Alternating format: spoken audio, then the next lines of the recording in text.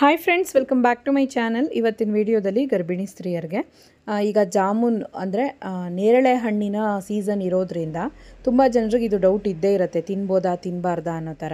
ಮತ್ತು ಕೆಲವ್ರಿಗೆ ಈ ನೇರಳೆ ಹಣ್ಣನ್ನು ತಿಂದರೆ ಮಗುವಿನ ತುಟಿ ಕಪ್ಪಾಗುತ್ತಂತೆ, ಆ ಮಗುವಿನ ಫೇಸ್ ಕಲರ್ಸ್, ಮಗುವಿನ ಫುಲ್ ಕಲರ್ ಬಂದು ಡಾರ್ಕ್ ಬಂದುಬಿಡತ್ತಂತೆ. ಹೌದಾ ಅನ್ನೋ ಥರ ಕ್ವೆಶನ್ ಕೇಳಿದ್ದೀರಾ. ಅದಕ್ಕೆಲ್ಲನೂ ಇವತ್ತಿನ ವಿಡಿಯೋದಲ್ಲಿ ಕ್ಲಾರಿಫೈ ಮಾಡ್ತೀನಿ ನಾನು. ಸೊ ಕೆಲವರು ಮಕ್ಕಳಾದಮೇಲೆ ನೀವು ನೋಡಿರ್ಬೋದು, ಮಗುವಿನ ತುಟಿನ ಕಲರೇ ಬಂದು ಒಂದು ಸ್ವಲ್ಪ ಡಾರ್ಕ್ ಇರುತ್ತೆ. ಸೊ ಅದು ನೇರಳೆ ಹಣ್ಣು ತಿಂದಿರ್ತಾರೆ, ಸೊ ಇದರಿಂದನೇ ಆಗಿರುತ್ತೆ ಅನ್ನೋ ಥರ ಅಂದ್ಕೊಂಡಿರ್ತಾರೆ. ಆ ಥರ ಎಲ್ಲ ಏನೂ ಇಲ್ಲ. ಅದು ಒಂದೊಂದು ಮಗುಗೆ ಇವು ವೇರಿಯೇಷನ್ ಇರುತ್ತೆ. ಸೊ ಆ ರೀತಿ ಕಲರ್ಸ್ ಬರೋದು ಸಹಜನೇ. ಅದು ಬೆಳೀತಾ ಬೆಳೀತಾ ಮಗುಗೆ ಸರೋಗುತ್ತೆ. ಸೊ ಈಗ ನೇರಳೆ ಹಣ್ಣು ತಿನ್ನೋದ್ರಿಂದ ಆಗುವಂಥ ಬೆನಿಫಿಟ್ ಏನು ಅಂತ ನೋಡೋಣ. ಮೇಯ್ನಾಗಿ ಇದರಲ್ಲಿ ತುಂಬ ಆ್ಯಂಟಿ ಆಕ್ಸಿಡೆಂಟ್ ಇದೆ ಮತ್ತು ವೈಟಮಿನ್ಸ್ ತುಂಬಾ ಇದರಲ್ಲಿ ಸೇರಿರುತ್ತೆ. ಮತ್ತು ಇದರಲ್ಲಿ ಮೆಗ್ನೀಷಿಯಮ್ ಜಾಸ್ತಿ ಇದೆ. ಸೊ ಇದನ್ನು ನೀವು ರೆಗ್ಯುಲರಾಗಿ ತೊಗೊಳ್ಳುವಾಗ, ಅಂದರೆ ಸೀಸನಲ್ಲಿ ದಿವಸಕ್ಕೊಂದು 10 ನಂಬರಷ್ಟು ತೊಗೊಳ್ಳುವಾಗ ಒಂದು ಒಳ್ಳೆಯ ಡೈಜೆಸ್ಟಿವ್ ಸಿಸ್ಟಮ್ ಕೂಡ ಚೆನ್ನಾಗಿರುತ್ತೆ. ಮತ್ತು ಮೆಗ್ನೀಷಿಯಮ್ ಚೆನ್ನಾಗಿ ಸೇರುತ್ತೆ, ರಕ್ತ ಚೆನ್ನಾಗಿ ಇಂಪ್ರೂವ್ ಆಗುತ್ತೆ, ರೋಗ ನಿರೋಧಕ ಶಕ್ತಿ ಬಂದು ಚೆನ್ನಾಗಿ ಇದರಲ್ಲಿ ಇಂಪ್ರೂವ್ ಆಗುತ್ತೆ.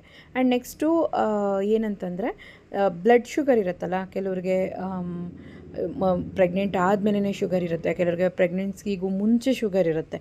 ಸೊ ಆ ರೀತಿ ಶುಗರ್ ಇರೋರು ಈ ಹಣ್ಣನ್ನು ತೊಗೋಬೋದಾ ಅಂದರೆ ಖಂಡಿತವಾಗ್ಲೂ ತೊಗೋಬೋದು. ಯಾಕಂದರೆ ಇದರಲ್ಲಿ ಲೋ ಗ್ಲೈಕಮಿಕ್ ಇಂಡೆಕ್ಸ್ ಅಂತ ಒಂದು ಅಂಶ ಇದೆ.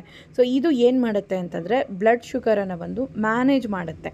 ನಿಮಗೆ ಜಾಸ್ತಿ ಆಗಲ್ಲ, ಇದು ಕಡಿಮೆನೂ ಆಗಲ್ಲ, ಮ್ಯಾನೇಜ್ ಮಾಡುತ್ತೆ. ಆ ಲೆವೆಲ್ಗೆ ಇದು ಹಣ್ಣು ಉಪಯೋಗ.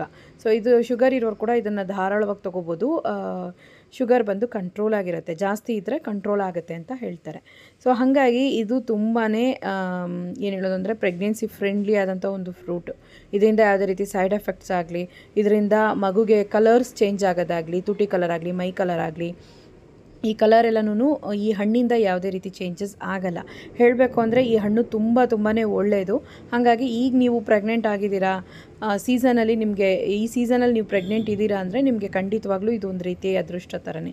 ಯಾಕಂದರೆ ಇದರಲ್ಲಿ ಅಷ್ಟು ಹೇರಳವಾದಂತಹ ಒಂದು ವೈಟಮಿನ್ಸ್ ಇದೆ. ಸೊ ನೀವು ಧಾರಾಳವಾಗಿ ದಿವಸಕ್ಕೆ 8ರಿಂದ 10 ನಂಬರಷ್ಟು ತೊಗೋಬೋದು. ಇದನ್ನು ತೊಗೊಳ್ಳೋದು ಓಕೆ. ಹಾಗಾದರೆ ಇದನ್ನು ಯಾವ ರೀತಿ ತೊಗೋಬೇಕು, ಯಾವ ಥರದ್ದು ತೊಗೋಬೇಕು ಅಂದರೆ ಈ ರೀತಿ ದಪ್ಪಕ್ಕಿರುವಂಥ ಹಣ್ಣನ್ನೇ ತೊಗೋಬೇಕು.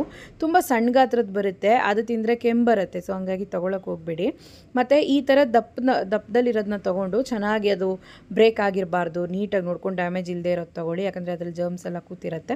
ಸೊ ಹಾಗಾಗಿ ಡ್ಯಾಮೇಜ್ ಇಲ್ಲದೆ ಇರೋದನ್ನ ತೊಗೊಂಡು ಚೆನ್ನಾಗಿ ವಾಶ್ ಮಾಡಿ ಉಪ್ಪು ಹಾಕಿ ಒಂದು ಸ್ವಲ್ಪ ಹೊತ್ತು ನೆನೆಸ್ಬಿಟ್ಟು ಆಮೇಲೆ ಹಾಗೇ ನೀವು ತಿನ್ಕೋಬೋದು. ಸೊ ಆವಾಗ ಉಪ್ಪಿನ ಜೊತೆ ನೀವು ಸೇರಿ ತಿನ್ನುವಾಗ ನಿಮಗೆ ಗಂಟ್ಲು ಒಂಥರ ಹಿಂಸೆ ಆಗೋದು ಆ ಥರ ಎಲ್ಲ ಏನೂ ಆಗಲ್ಲ, ಸ್ವಲ್ಪ ಒಗ್ರಿರತ್ತಲ್ಲ ಹಾಗಾಗಿ. ಸೊ ಇದನ್ನು ಒಂದು 10 ನಂಬರಷ್ಟು ನೀವು ದಿವಸಕ್ಕೆ ತೊಗೋಬೋದು, ಯಾವುದೇ ರೀತಿ ಪ್ರಾಬ್ಲಮ್ ಇಲ್ಲ. ಸೊ ಇದನ್ನು ತೊಗೊಳ್ಳುವಾಗ ನಿಮಗೆ ರಕ್ತ ಕೂಡ ಚೆನ್ನಾಗಿ ಮಗುಗೆ ಸರಬರಾಜಾಗುತ್ತೆ, ಮಗುಗೆ ಬೇಕಾಗಿರುವಂಥ ಆ್ಯಂಟಿ ಆಕ್ಸಿಡೆಂಟು ಸಿಗುತ್ತೆ, ನಿಮಗೂ ಅಷ್ಟೇ ರಕ್ತ ಚೆನ್ನಾಗಿ ಇಂಪ್ರೂವ್ ಆಗುತ್ತೆ.